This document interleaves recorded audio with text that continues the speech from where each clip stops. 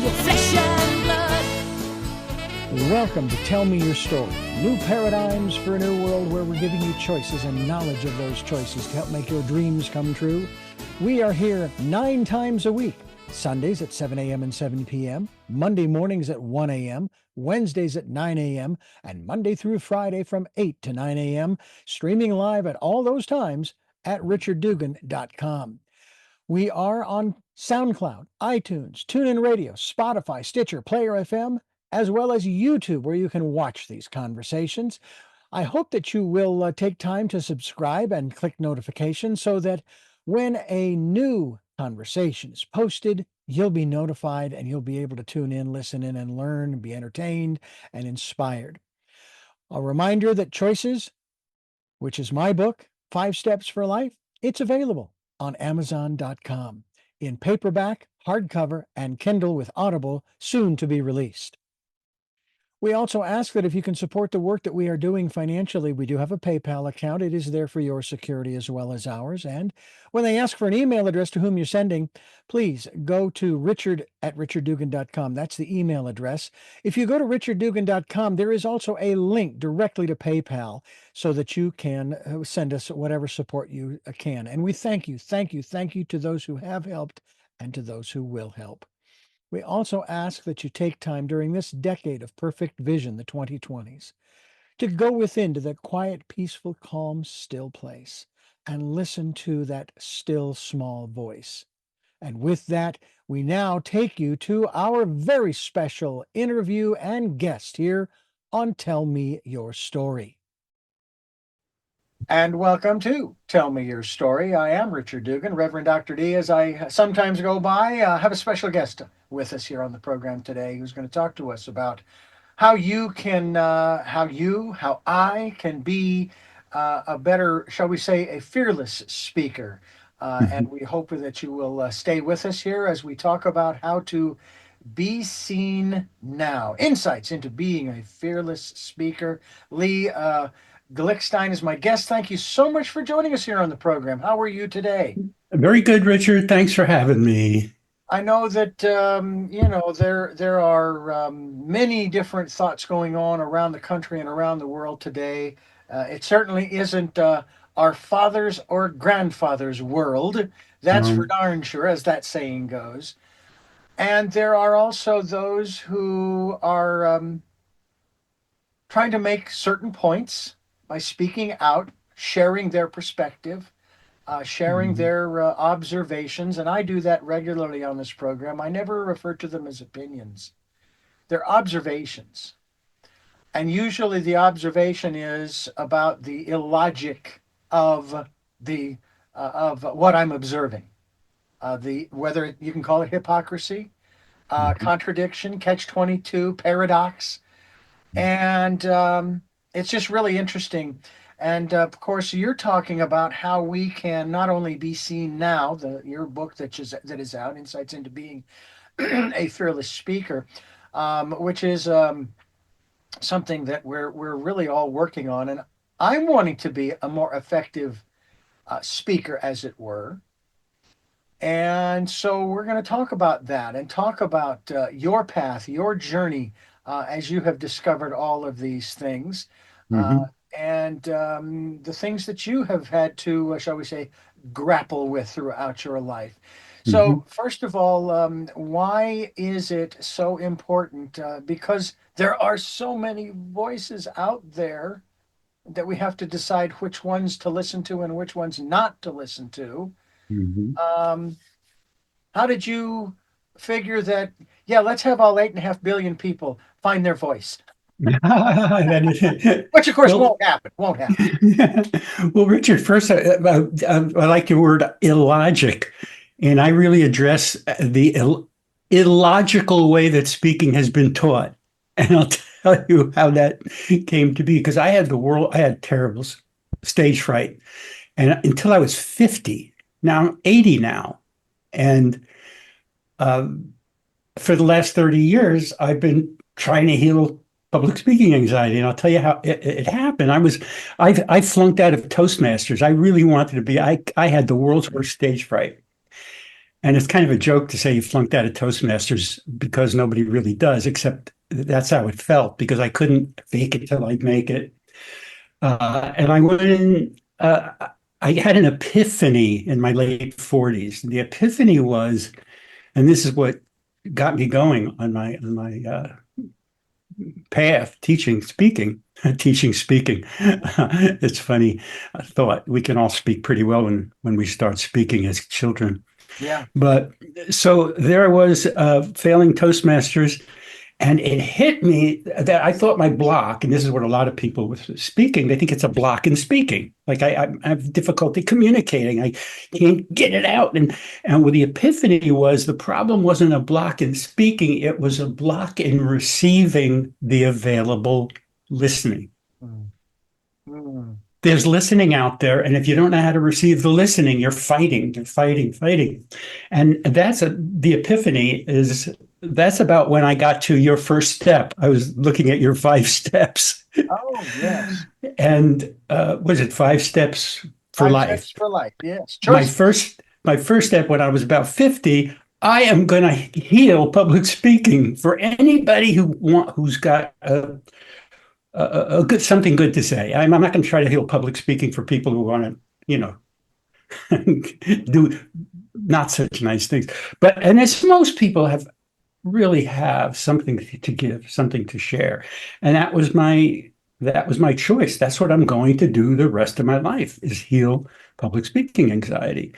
And so I got groups together of friends, and what I discovered with the idea that it was healing the available listening, I'd have people sitting in the audience, and the first instruction would be for the listeners in how to listen so that the listening could reach the person up front. They get a taste of it. Yeah. And I'd say, just be with the person, not as best you can. If you have judgments, let them pass, but keep your eyes on them. Even when they're talking to somebody else, keep your eyes on them with a feeling of kind regard. Mm-hmm. And then the person up front is asked to just be with one person at a time and see that person so they feel seen. Yeah. That's it. Now, then when they're sent, so you're, and that creates it's kind of the soul of the room changes. It's, the listening becomes the main attraction, and people learn how to become good listeners. I didn't realize I was teaching listening. I didn't realize when I started doing it 30 years ago, I wasn't just teaching getting over fear of public speaking. It was also dealing with private speaking because people don't look at each other when they talk. Yeah. Often. Especially today, they're looking at their screen and then they're talking over there. Yeah. And by the way, there's a wonderful mathematical equation that exemplifies the first step you're talking about in terms of receiving the audience's energy and inviting sacred, I love this, sacred exchange. And that is the fact that we have been given, and I'll even put these two elements together. We've been given 2 eyes and 2 ears and only 1 mouth. Hello. Hello. Think about that. I mean, there are those who are accused of speaking out of both sides of their mouth at the same time. Okay, but that's a whole nother thing. But sometimes we do have a lot of difficulty listening. Talk to us, because I love the fact that you have this in here under the first steps of listening. Sacred exchange. Yes. I love that. Talk to us about that. Well, it's you're communing. It's a spiritual approach. It happens to be a spiritual approach to public speaking. I can't say that too loud because people think it's all about spirituality, when spirituality just shows up naturally. There's a oneness in the audience when you listen to your listeners. When you go slower, when you take breaths after a good breath after you say something, after a sentence, take at least a second or two. Mm-hmm. And then after a point or a paragraph, look around and take a breath because people need time to digest.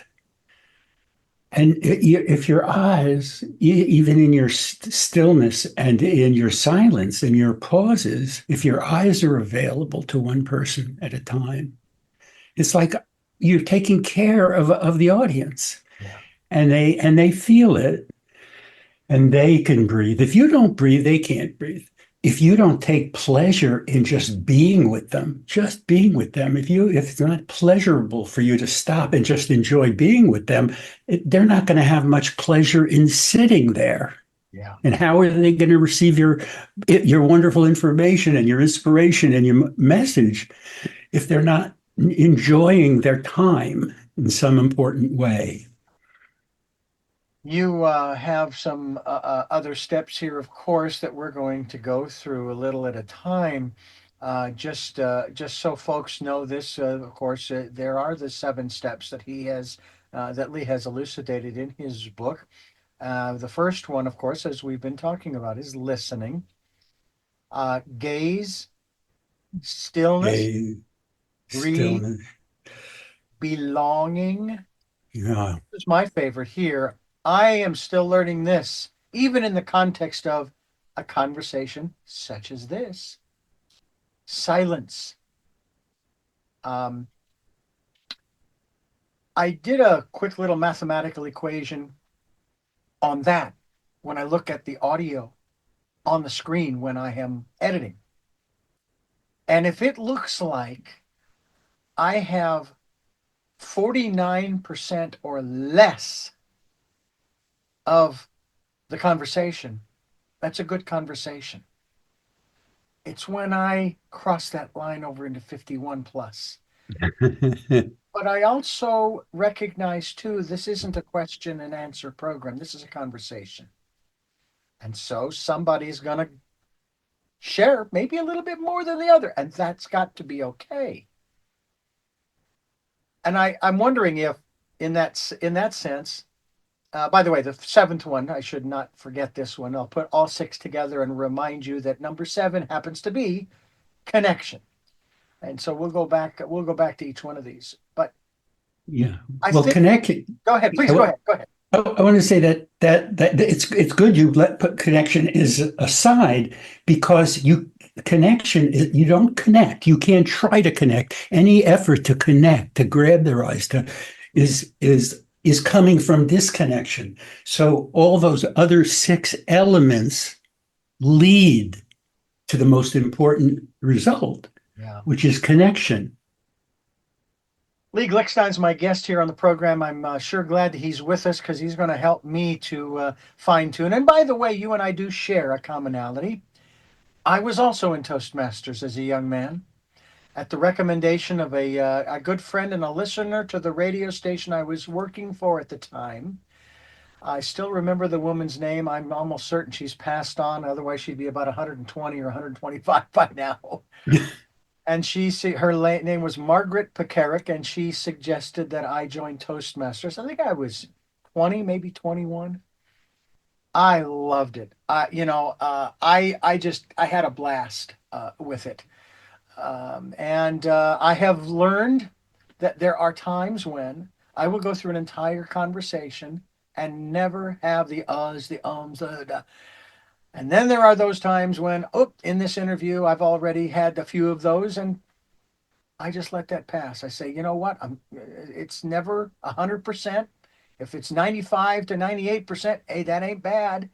Because I hear a lot of other conversations where there are people who are speaking and they use those phrases like. Did you know? Did you know? And all of that other stuff. And there's a name for those. Somebody told me what the name for those things are.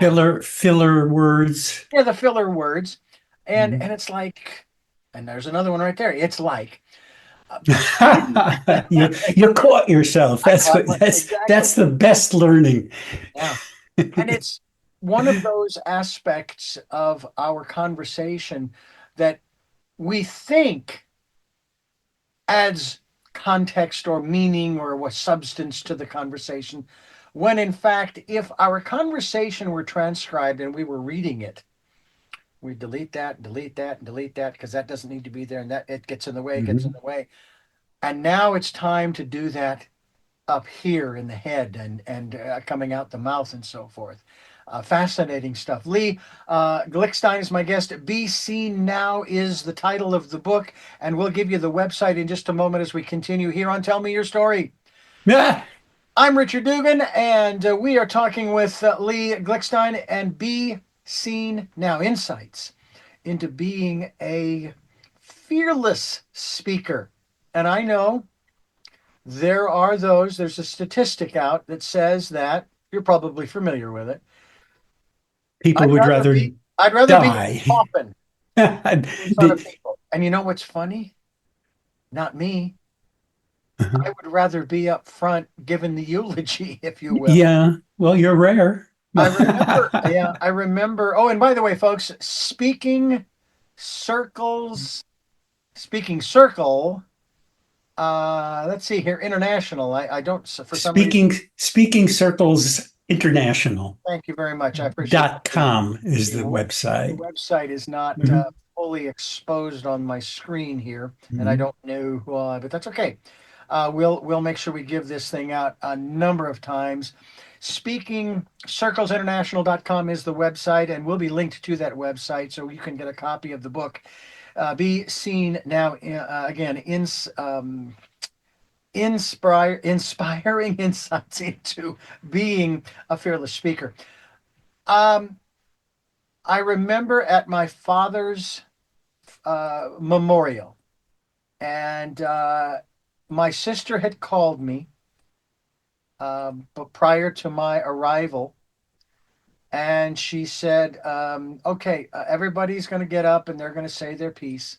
You know, all of us kids, and there were 5 of us left. My eldest sister had passed the year before, and we need to keep it to 3 minutes. Okay, I can take a direction, no problem." And so I put together my little shtick. I didn't actually time it, but I knew that it wasn't going to run on for 10 or 20 minutes.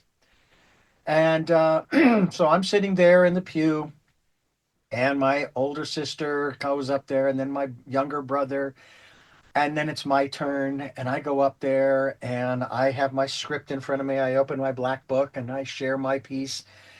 And I sit down, and after everyone's given their stuff, I realized, and again, this was okay with me, everybody had gone really long.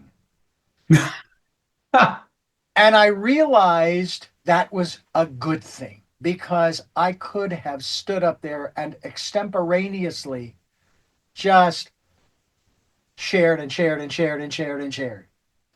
So I am actually glad that I really did adhere to the direction my elder sister gave me. And I learned some things I didn't know about my dad from my other siblings, which was exciting. Let me guess, Richard, that the first thing you did was tell a little story. I did. Actually, I introduced myself, and matter of fact, I had my camera set up and I had it on Zoom and I was recording. I was the loudest of all of them. Surprise, surprise. I started out by introducing myself. My name is Richard Les Dugan because my father's name was Leslie Richard. So they named me after him. And I wanted to sort of emphasize that I was proud of the fact, as the eldest son, that I was my father's son, and I knew it because I had his moniker, if you will. And then I did go into, actually, I had written a song that I shared in my presentation. And it did have information about how, well, and my dad taught me to do this, and we did this together. And he was there to Mhm. comfort me at the age of 3 or 4 Mhm. when I lost my stuffed animal, and so on and so on and so on and so on. And it felt so good. Now, obviously, it was a very special moment, but I remember being a teacher in one of the broadcast schools in Phoenix, and it was an hour and a half. Now, we only had about a 5 or 10 minute break at about 30 to 45 minutes in. I absolutely loved it. I could not get enough of it. I hated that when it came to an end, the classes that I was teaching, um, because I was not only sharing what I love doing, which is in the broadcast industry, but I was up there in front of these young people wanting to give them everything out of my head that I could because I didn't want to keep it. You know how a lot of people are territorial. They don't want it. No, no, no, because if you have my information, then what will I do? Because I'll be expendable. Hey, let me be expendable. Hmm. Because I look at it this way, if I share all of this stuff with you, guess what? Then you can maybe take over what I'm doing here and I can go on and do whatever the next thing in my life. When you teach people through this book and through the work that you do, Be Seen Now, I love the title. Um, does that sort of do it for people in terms of accelerating or maybe even taking off for the first time on a journey that they never would have had they not, shall we say, Ab- spoken up? Absolutely. Because when you have one person who's listening well, like a therapist or a coach or a teacher, you speak more intelligently. When you have an audience, say 8 or 9 people of kind, intelligent people, all listening, it absolutely gets you talking about things that you need to talk about that didn't have another, that you couldn't even talk to your therapist. I have a lot of therapists come to my group. That's where they get their therapy. But a group listening is the most powerful force we have. And when you and it will take people places that they wouldn't have gotten otherwise. It's like super therapy. That's another thing I can't really call it, because it makes it sound like it's some kind of uh, I don't know, I can't call it spiritual therapy. It's public Superhero. speaking, but Yeah. it's more than public speaking. In fact, there is no public speaking, Richard. There's only one person at a time, even with 1,000 people. Singers, famous sing. Well, I'm not thinking of rap singers. I'm thinking of the kind that we grew up with, Sure. or Liza Minnelli or Barbara Streisand. Yeah. They sing to one person at a time, and the people feel that even people, if you are with one person at a time, people who you don't get to in the audience, they can feel your presence as if you're speaking or singing to them. Yeah. This is a fascinating subject because one of the other elements of this whole aspect of speaking has to do with, of course, getting your message across on several through several different industries. I will call them. Politics specifically, I consider it an industry, considering the amount of money that's spent. I'm going to use that word kindly on campaigns and so forth. I often think that whoever lost apparently was not able to get their message across. Now, this applies too within religion. My wife and I were watching this unusual movie last night that was talking about death, but it was talking about it from a more biblical perspective. And it was going on and on about how when you die, and they did the whole eschatological conversation about or research about the words and what they mean and so forth. And what it came down to was that when a person dies, because this is what they were talking about, the body goes into hell, or because they retranslated the word hell as the abyss or the hole in the ground or what have you. And I love this. Here we are in the 21st century, and only now they're understanding the meanings of these words. Like people talk about the one of the commandments about "thou shalt not kill." Oh no, that word actually should have been translated "murder." So you're telling me that over the last 2,000 years, every translator who's ever translated this book has translated that word wrong. I'm not buying it. I'm sorry. Kill is kill.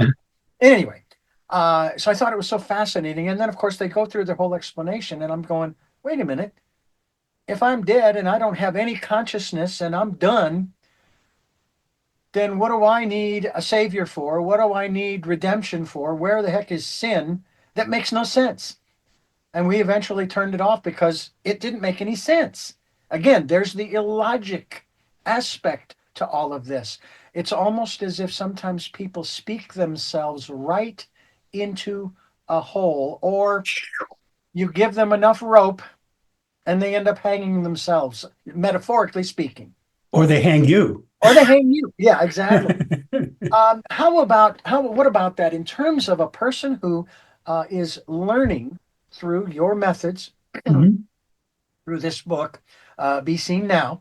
Um, Do you teach them, and I'm sure we could look at one of the 7 steps there in this regard, do you teach them how to stay focused and continue moving forward and don't get into what they call a circular, shall we say, speech or Yeah. conversation?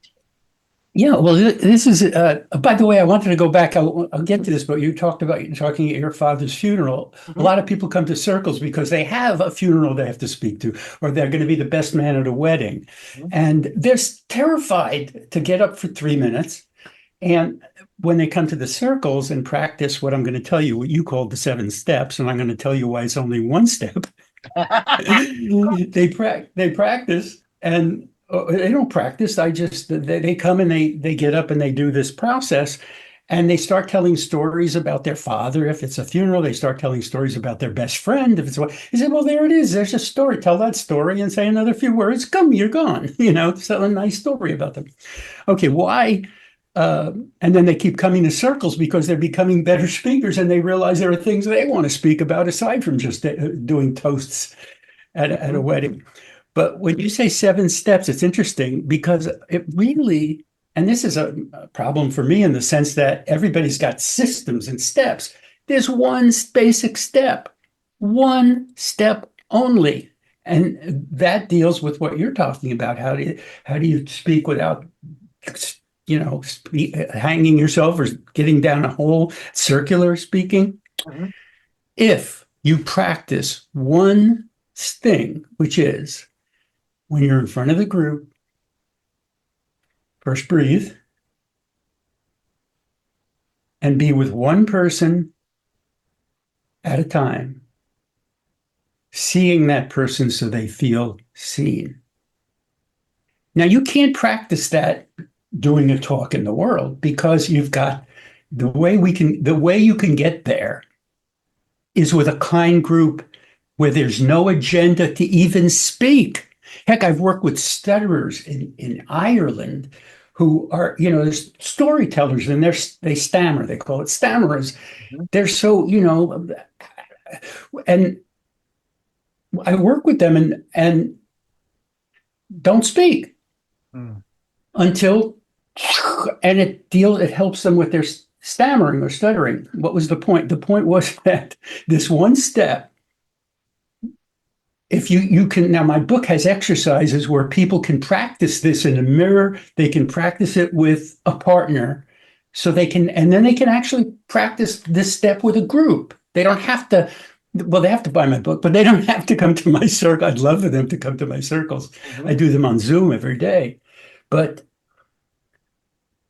with it seems the way that almost anybody can get through that issue of I can't, how can I look at people and see them so they feel seen and follow a thread of a thought or a plan? And in speaking circles, you don't have a plan. You don't have an agenda. You don't have something specific you're trying to talk about. All you have is this one step, which is stand there. Even if you take the whole turn, 3-minute turn, say, that's good because and go through the fear. Mhm. See what the fear is. This brings people right into fear. I'm in front of a group and I don't know what to say. This is the fear. Talk about the fear. That's often the first thing they do. Well, I think I'm supposed to. Okay, and maybe they start doing this when they're talking. I say, no, no, no, no. Stay with me. Mhm. Stay with me. Take a breath. See if anything comes out. Then move on to someone else. This is the healing for stage fright, for public speaking anxiety. It's one step that requires a protocol among a group. Mhm. That's all it is. It's so funny because people want more steps. Yeah. Because everybody will, one more thing, everybody from this place in their own style, in their own time, in their own content will start to find that stuff will show up when they're no longer afraid of being on the spot. I call it easy going in the not knowing. because a lot about life is not knowing. Standing in front of a group, if you have a speaker that knows every word, that has it all memorized, and isn't in this place, and they don't come to places where they don't know what they're going to say, they're not with you. They're because we're there's a lot of not knowing, and you need to be. My work gets people to be easygoing in the not knowing, meaning when you come to a place where you don't know what you're going to say, instead of contracting and coming up with something, you enjoy the pleasure of their company, one person at a time. And when you do that, I've had this where I just do that for, I don't know, 30 seconds maybe. And people say, oh, the best part of your talk were those pauses. They thought they were planned. No, I didn't know what I was going to say, and I didn't care what I was going to say. And you didn't want to stammer. Yeah. I hear you. Lee Glickstein is my guest here on the program. We're talking about his, one step as opposed to necessarily 7, but we'll go through those just the same, of Be Seen Now. Insights into being a fearless speaker as we continue here on Tell Me Your Story. I'm Richard Dugan, and we're talking with a gentleman who is speaking with us here, talking to us about Be Seen Now. You make reference, Lee Glickstein, to a concept that is used quite often, whether it's in acting or a comedy, improv. And one of the things that I talk to people about, and I've been in this business broadcasting since I was 19. I'm now almost 65 as of this conversation. And I just realized that I need to move this over here, and I bet you I sound even better. Oh, you do? Yes. Well, one of the aspects,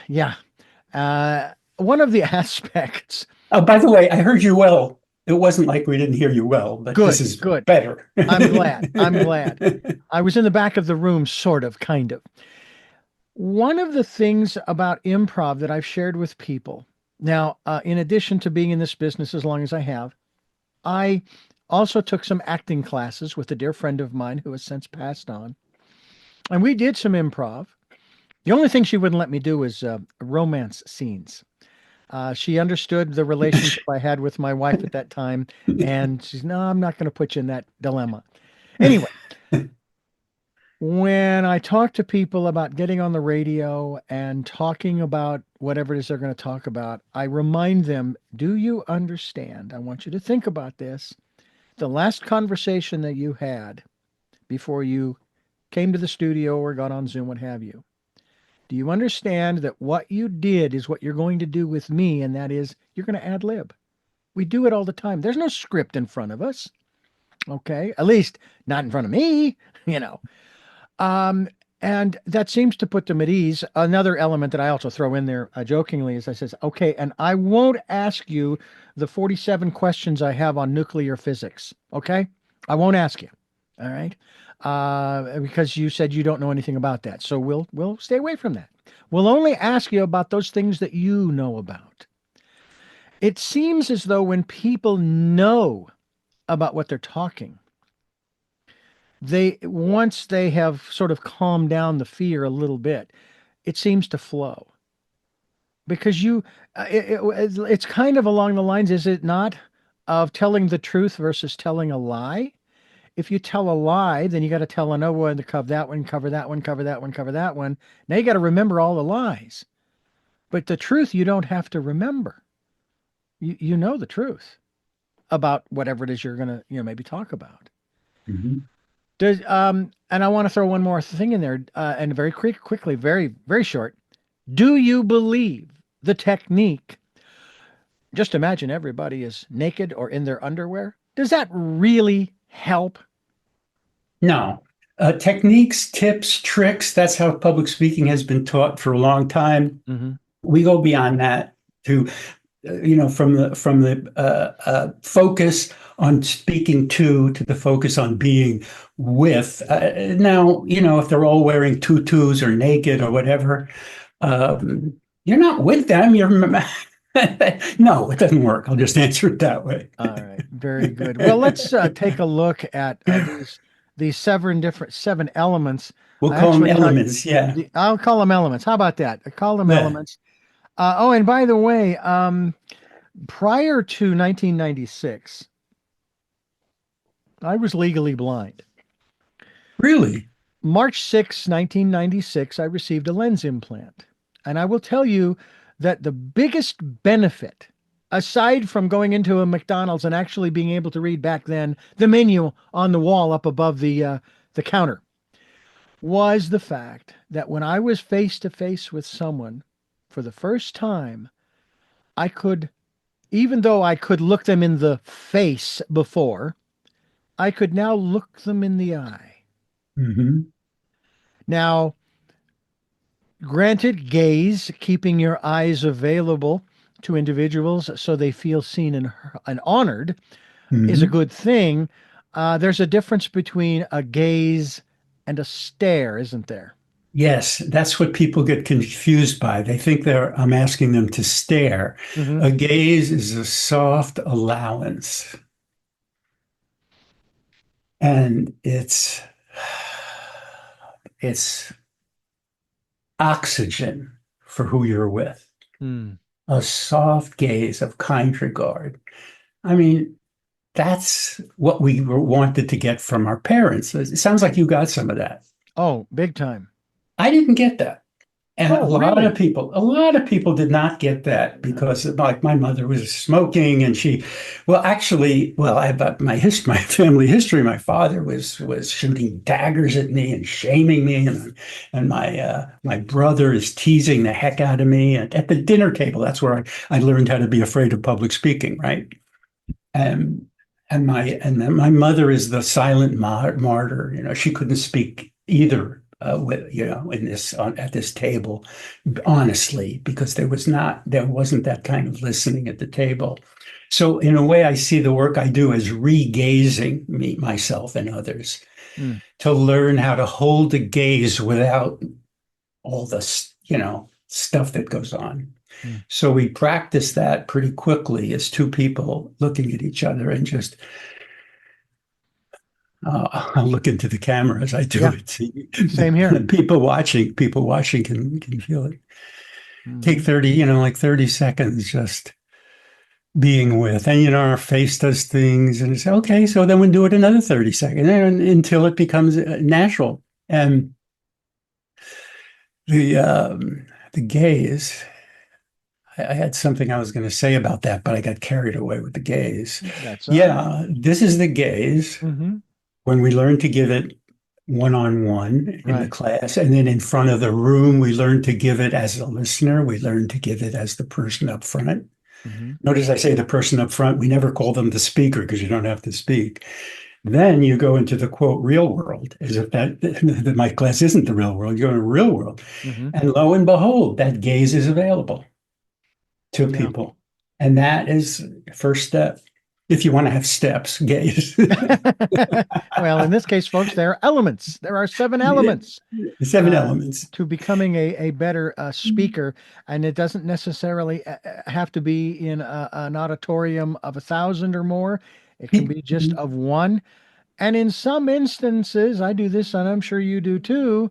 We talk about, we talk to ourselves, and that conversation. And sometimes Oh, I'm conversing, trying to sort of bolster myself up because something has not gone the way I thought it should, or it doesn't feel quite right, or whatever.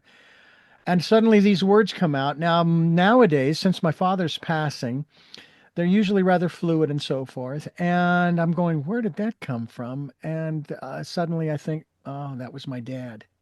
That was my dad coming through. I'm not necessarily saying I'm a channel for my father, but it's like that's what he would say at this time under wow. these circumstances. It's real interesting. We're talking with a really fun individual, a special guest here on the program, Lee Glickstein, and we're talking about his book that we hope that you'll get a copy of, and a reminder of that website. It is SpeakingCirclesInternational.com. We'll be linked to that website, and we hope you'll get a copy of the book. that we are encouraging you to look into. Be Seen Now, Inspiring Insights into Being a Fearless Speaker, as we continue here on Tell Me Your Story. One of the other aspects that I wanted to touch on, because it's one of the elements that we are discussing, and we talk about this rather strenuously throughout we have for the last 6 years. We encourage people, and this, to me, this applies to the stillness, tuning into one's inner sanctuary of stillness, from where divine wisdom naturally emerges. We encourage people, and have been since September 2019, to spend some time during year one was 2020, the year of perfect vision, going within and listening to that still small voice. Now, of course, it's the decade of perfect vision, the 2020s. How much of a role do you give and or attribute to this ability to tune into that inner sanctuary where you can access that divine wisdom that then will put the right words in your mouth to get your message across? Well, that's it. That's what my work is. I call it sometimes coming from stillness. You want your words to come from that place. And this is where breath is involved, because you can do if you breathe in a certain way. Well, I'll do this in the camera because you could do this exercise in 1 minute right here. Mm-hmm. Just, I got to say relax, but you don't even have to relax. Breathe all the way up, all the way down, all the way up,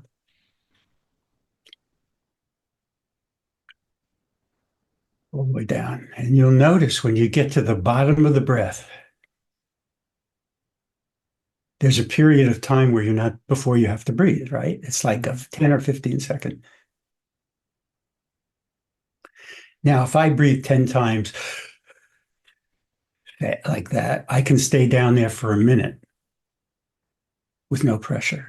And I'm not a great breath holder. We can all stay down there. But if you just take a few breaths, hang out there for 15 seconds. And the next time you're down there for 15 seconds, I'll tell you what to do. Notice the stillness within. I feel it in my belly, that there's a place of stillness there. Maybe you feel in your heart stillness. Maybe you feel it in your head. So keep breathing. Sense the stillness. You don't have to do 20 years of psychotherapy or have a daily meditation practice. You can do this and keep all the flaws you have, but find that place of stillness. Go to it every day or a few times a day. Say, even for a few seconds. Usually you can have 5 or 10 seconds of pretty nice pleasure down there. And it sort of reconnects, it reconnects us to ourselves. Yeah. And in that, if let's say you're going through some challenges, major or minor, and you do that, you might, I'm not saying there's no guarantee here, but you might even get from within an answer, a direction, some guidance. Okay, here's what you can do next on this. Yes. You may not, but at the very least, you're going to be a whole lot calmer. Yeah. You're going to feel a whole lot better in that regard. And it ties into, of course, one of the other elements, breathe, cultivating easy breathing that calms the mind and attunes the spirit and puts us back in touch with that aspect of ourselves or self that is more important than anything else on the planet. in the Hmm. universe, if you will. I remember thinking if I could find that one place on the planet where I could go to get away from everybody and just be there and do all of this stuff, whether it was meditating or praying or just being still, that would be so great. And then it dawned on me, wait a minute, hold it, stop. Uh, if I can find it, then so can everybody else. And then it dawned on me, I got the impression, yeah, but there is a place.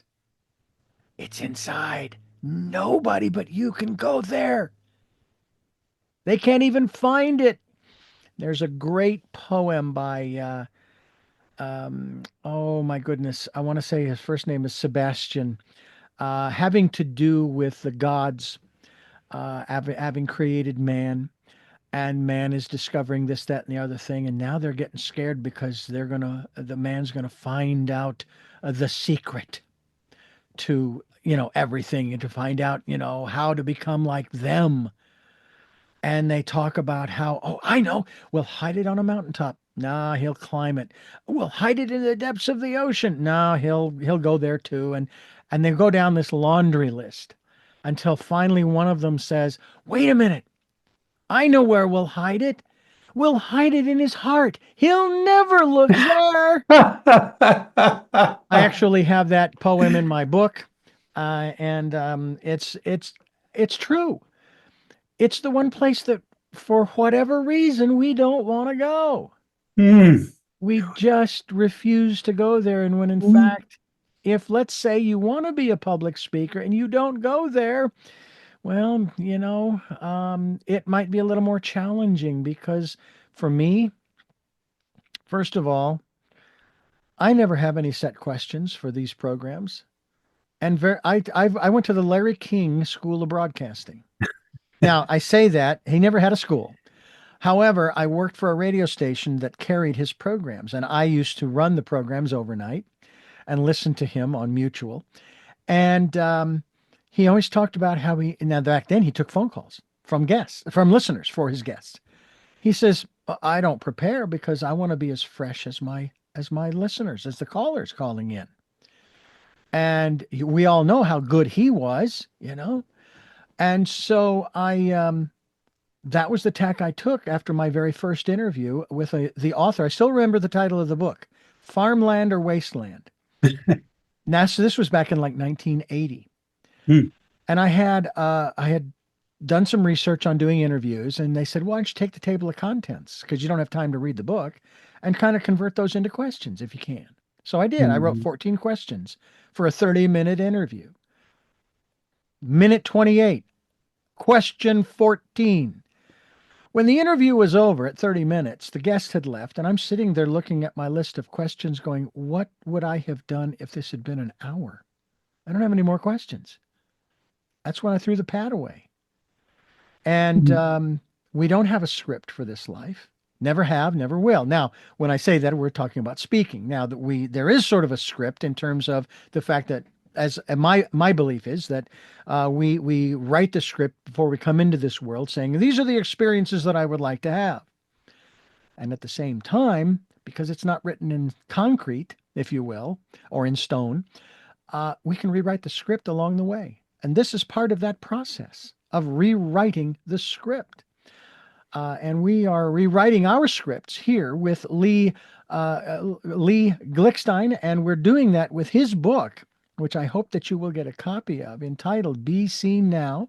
We are encouraging you to do that, and we also encourage you to go to his website, and that website is Speaking Secrets International. No, speaking circles. What am I saying?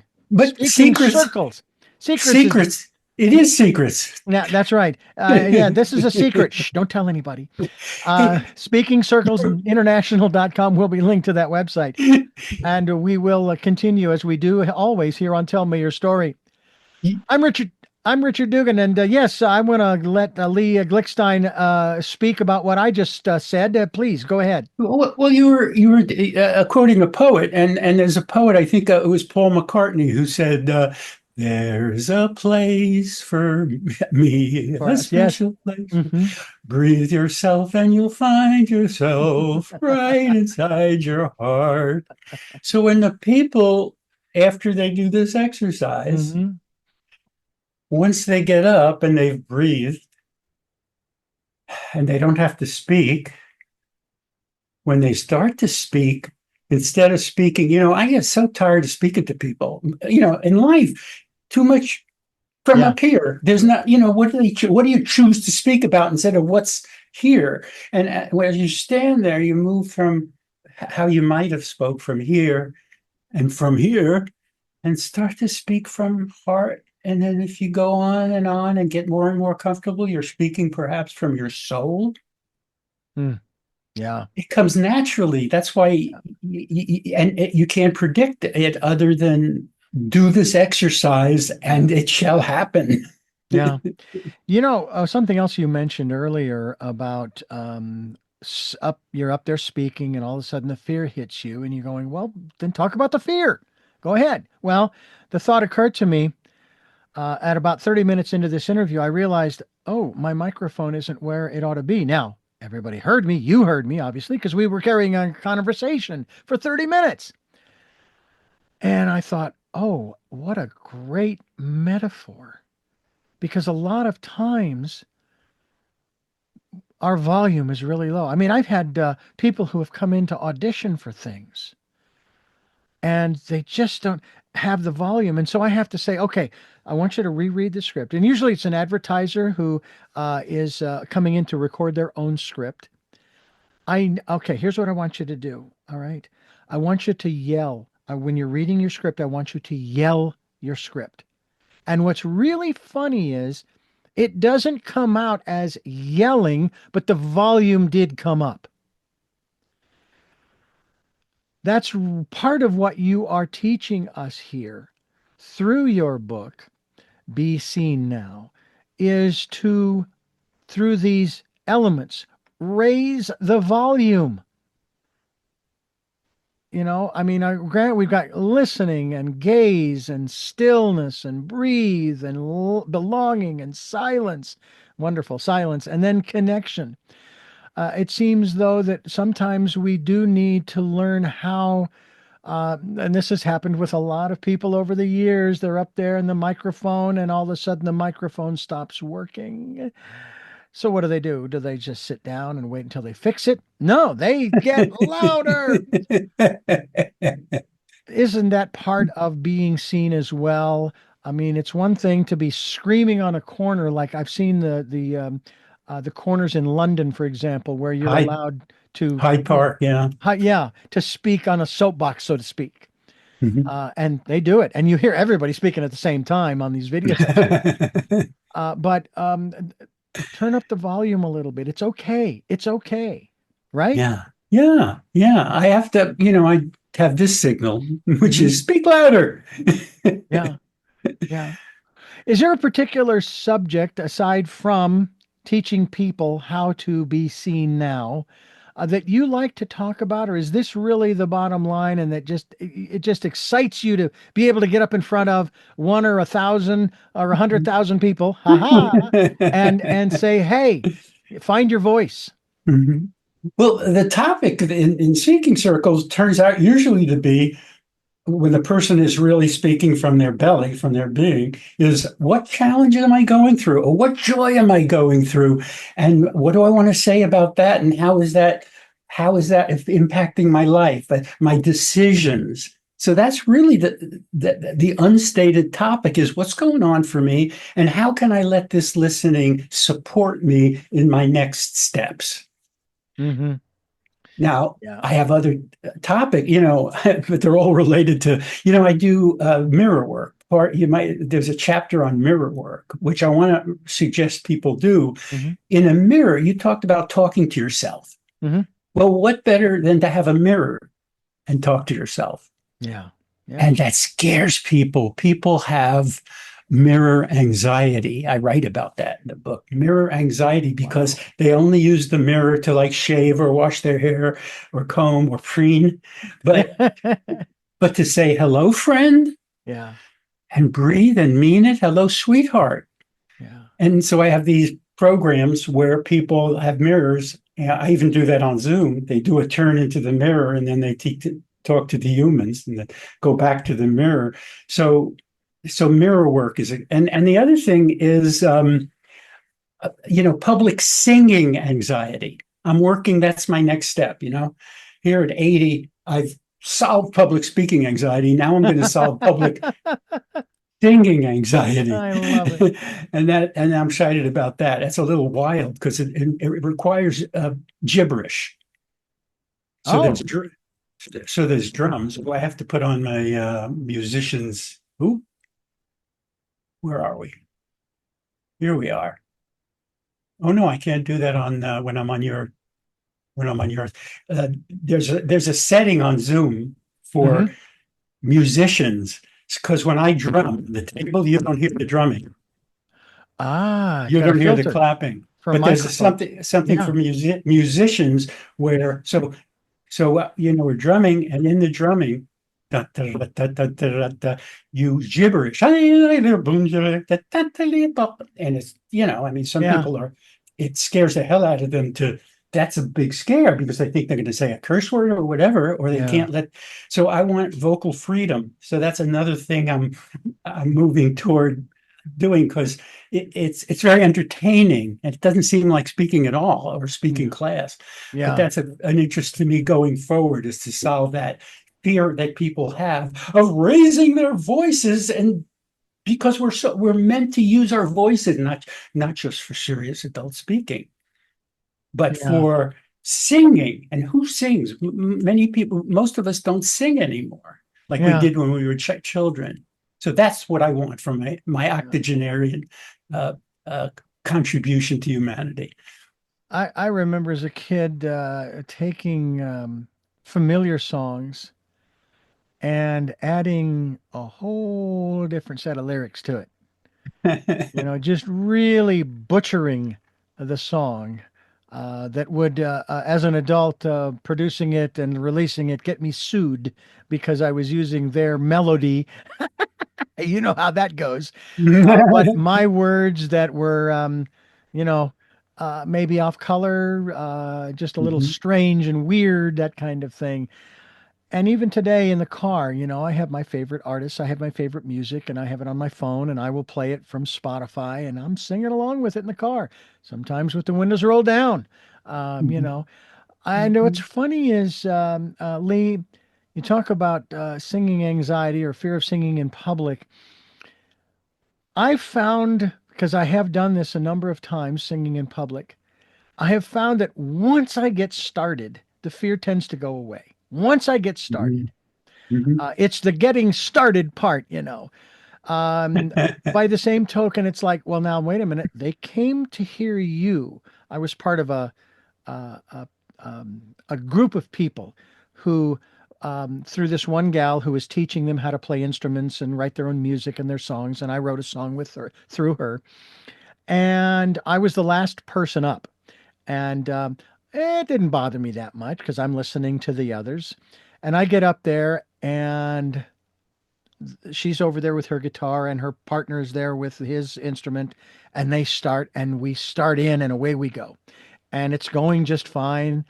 And I'm feeling good about it. Not only the message, but just the ability to express myself in the musical aspect. And when it was all over, I was kind of relieved on the one hand, and then I started getting the compliments. And it was, my song has to do with primarily, I'm a good man doing the best I can is the title of the song. And most of the guys would come up to me and say, yeah, that's how I've been feeling, but I haven't really been able to share that, and so forth. So there was another aspect of it. So, and that's not to say that you're always going to get rave reviews by any means. There's a beautiful song by Harry Chapin called Mr. Tanner. He was a cleaner in the Midwest, and he sang while pressing clothes and so forth. And his friends and neighbors said, hey, go to New York and audition, try out. And he went there, and he spent most of his savings and all this kind of stuff. And he got up there and he sang, and of course, all he heard were the flaws. And then the review came out. Mr. Tanner of Dayton, Ohio, blah, blah, blah, blah, blah. He came well prepared, but, Uh-huh. I'll leave it there. And You he never see, sang again, except late at night when the shop was dark and See, closed. see, Richard, that's the issue with singing. People equate it with performing. Yeah. If you don't perform well, if you don't have a good voice, no, you better just mouth the words. And then we have all this joy. Yeah. And one thing that you can do right there at home, I have on YouTube, there's African drums, many 2 hours of African drums. Mm-hmm. Just play it. I do it into my ears, Mm-hmm. and I just uh, sing to the rhythms without having to make any sense. Yeah. But they talk about, and it's not about performance. Somebody heard it, they say, "Oh, Lee, that's not good performance." No, I'm having fun, and I'm loosening my mind. This is what I want public speakers to do. You loosen your brain, you loosen your mind, you loosen your vocal cords, so that when you speak, you have a richer place you're coming from. So Mhm. that's my vocal freedom.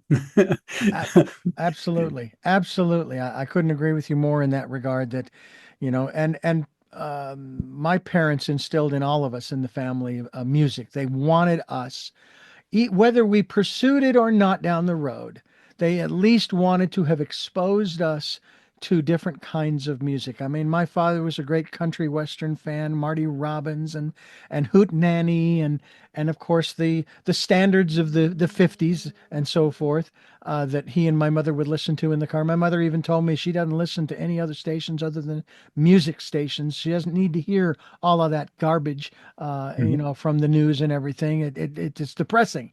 And so she listens to music. I was introduced in grade school to classical music. They had a music memory program where you would, in the classroom, you would be listening to pieces and you would try to identify them. And if you were able to pass the test at the end of that course, you got to go to, this was a great place to go to, in Phoenix, or actually Tempe, Arizona, you got to go to Grady Gamage Auditorium on the ASU campus. Sit in Gamage and listen to the Phoenix Symphony Orchestra perform the very songs, musics, compositions that you learned from Mozart and Beethoven and Bach and Rachmaninoff and so on and so on. So I have a great love. I have one of the channels on my car stereo that's there, and I will flip over there when I want to shift away from the country music that I do enjoy, or the favorite artists like Harry Chapin, John Denver, Dan Fogelberg, Jim Croce, and so forth. It's a wonderful, wonderful release. Sometimes I'll turn it off and I'll turn on my video on my camera, and I will, though the camera's pointing outward, I will come up with a song. I came up with a song for my sister after her passing. I came up with that song for my father, Daddy. You know how much I love you, Daddy. I know how much you care, etc., etc. And it's a beautiful thing if we can do that. You don't necessarily have to write anything down or record anything, but it's the expression that makes all the difference along the lines of the breathing you just took us through a little while ago. It's powerful. Wonderful. Powerful. Lee Glickstein's my guest, and we hope that you will get a copy of his book, and his book is entitled, of course, Be Seen Now. And we hope that you will get a copy of it. There it is right there as he's flashing, as most folks are seeing. And also go to his website, which is SpeakingCirclesInternational.com. That's SpeakingCirclesInternational.com. We'll be linked to that website so people can go there. A question for you: is your book available in Audible? Strangely enough, Audible. I haven't recorded that yet. Well, then you and I should talk, because that's what I produce. We'll talk. Absolutely. Wonderful. And we'll talk more as we continue here on Tell Me Your Story. I'm Richard Dugan, along with Lee Glickstein, and his book having to do with being a fearless speaker. You got that, folks? A fearless speaker. Be Seen Now, inspiring insights into being a fearless speaker. And Lee, I want to thank you so much for sharing your time and this subject with us. It's been a great pleasure, and I thank you for the work you're doing to help people to release that inner speaker out into the world to share their voice and those messages, as James Redfield talks about in his book, that we have got to share one with another. I want to mention that I do Zoom circles with people all over the world, and we have a way of doing it. I have a chapter in the book called The Zoom Revolution, where we actually get eye contact. Mm. And that's available to anybody, anywhere who has Zoom. So. Yeah. Fantastic. Well, I have 3 final questions that I ask all of my guests. I will ask you, but first, I want to thank you for listening to and watching Tell Me Your Story. New paradigms for a new world. We're giving you choices and knowledge of those choices to help make your dreams come true. We are here 9 times a week, ladies and gentlemen. Sundays at 7 a.m. and 7 p.m., Monday mornings at 1 a.m., Wednesdays at 9 a.m., and then Monday through Friday from 8 to 9 a.m. following the news. And we stream live at those times at richarddugan.com. We also have podcasts on SoundCloud, iTunes, TuneIn Radio, Spotify, Stitcher, Player FM, Blueberry, iHeartRadio, Amazon Music, and many other locations. We're on YouTube where you can watch these conversations. We hope that you will subscribe, click notifications so that when I post a new conversation, you'll be notified. We also ask that you pick up a copy of Choices, 5 Steps for Life. It is available now on Amazon in hardcover, paperback, and on Kindle. And we're getting the Audible ready to post so that you'll be able to listen to it as well. So get your copy as soon as you can. And then if you'd like to be a part of the work that we're doing here and support our work financially, we would be gratefully appreciative.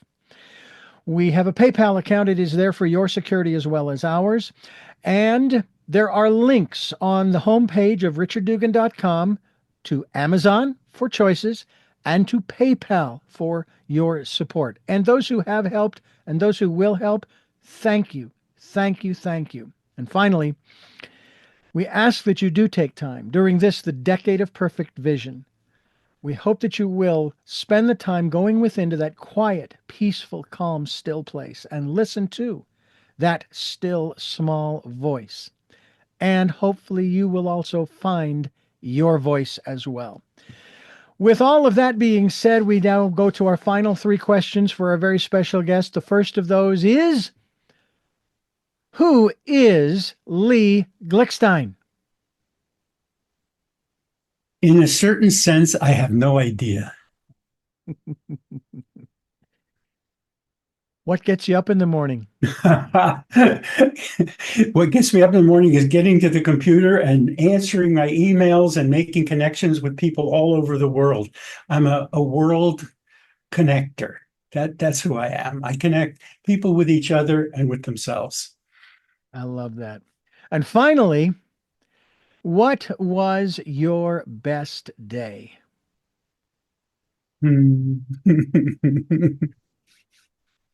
My goodness. I'm doing facilitator training this weekend, me and my partner, Doreen Downing, where we train people to be facilitators. Mm-hmm. And my best day is the first day, which is tomorrow in this year, the first day of facilitator training, where we're sitting in a circle, people from around the country in the world who fly in, love this work, and they're just sitting there. And I'm sitting here and I breathe. That's the beginning of my favorite day, bringing new teachers, new facilitators into the work. I may have to remodify that question.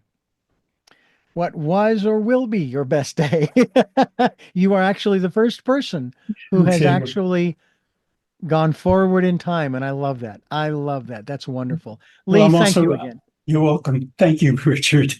And I thank you for listening to and watching Tell Me Your Story, New Paradigms for a New World. And until our next broadcast, podcast, videocast, love to Lal. Jeanette, I am still listening.